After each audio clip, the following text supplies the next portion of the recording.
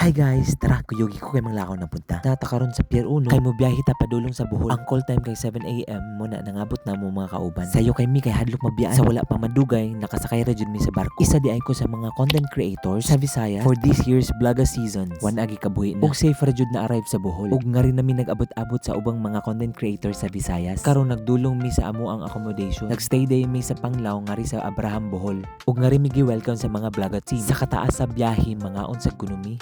Og nga rin pod mi gi-assign sa among mga room assignments. Nga rin na mo nahibaw-an kung kinsa among mga roommates. Abraham nakaguba o. Mao ni akong mga roommate guys. Sila Adrian, Carl, JC, si Ron, si Neil og si Zach. Dili lang nako i-mention ang na-late og nabiyaan na ay mga paandar dayon sa mga sponsors.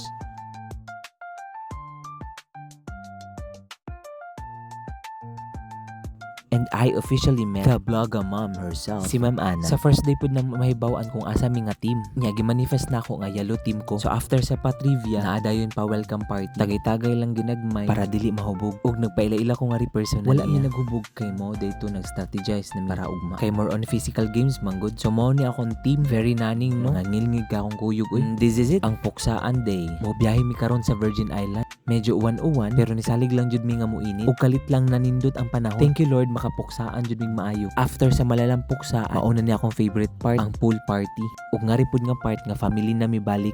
Kay man naman ang kompetisyon. Iyahay na lagi kidyod nga ri sa Bohol. Ug time pud ni namo nga makasocialize ug maayo nila. Sa last day gi-announce lagi mi nga second me. Ug naanay pa farewell message si vlogga mom. Thankful kaayo ko nga na-invite ko nga ri. Wala ko kabalo kung masundan ba. Basta ako gi-cherish na ko every moment with them. Sa sunod na pud nga lakaw, bye-bye.